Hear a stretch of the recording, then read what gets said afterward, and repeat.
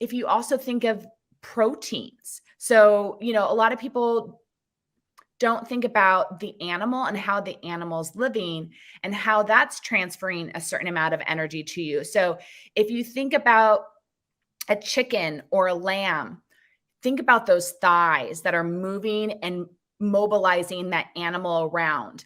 And it's having to hold up a pretty big body and constantly move that animal around so it can graze and feed. And so the most life force energy in the animal protein is actually going to be the dark meat because it worked the hardest. So if you really want energy, you want to go for the dark meat.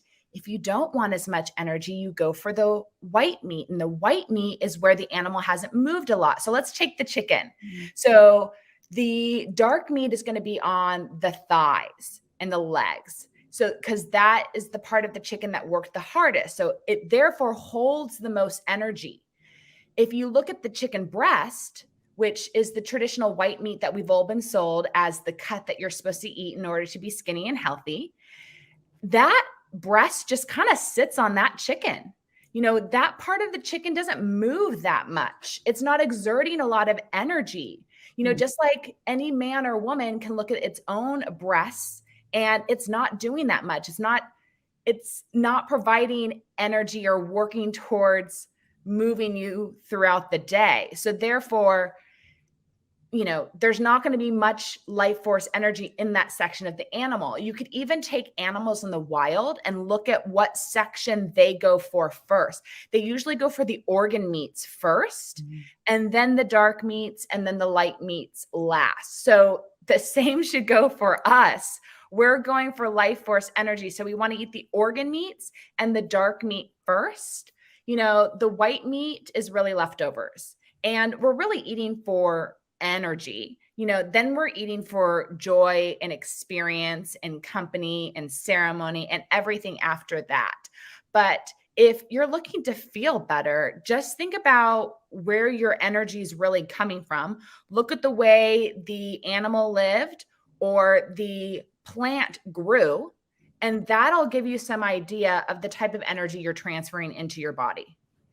I love that you're bringing up the animals versus the wild animals, and I want to emphasize this. So let's just take a step back and say, look at how was that animal raised? If it was in a crowded cage, conventional style, like most chicken and poultry and conventional beef are, they're stressed out. So what's happening also in their body and their proteins, are becoming these amyloid proteins that I've been talking a lot about.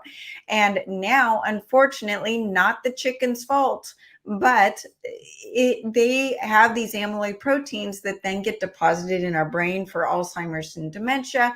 They can't get broken down by the liver to be used as a usable amino acids.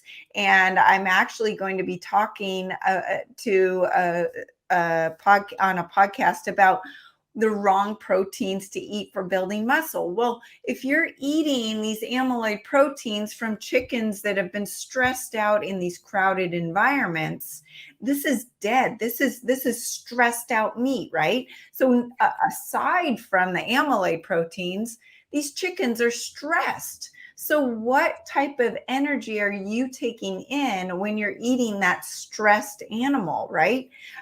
Versus a bison has been roaming freely and eating grass that is organic and wild, and he's lean because he's been running and needing to move and not just in crowded spaces, versus and the wild salmon that's swimming in wild oceans versus the ones that are farm raised. You have to think about the brain of the animal and the stress. What does stress do to us? Raises cortisol, raises the wrong fats, raises the inflammation in the body. So all of that is being transferred to you. So it's not what you eat, it's also what you ate and the conditions that animal was living under.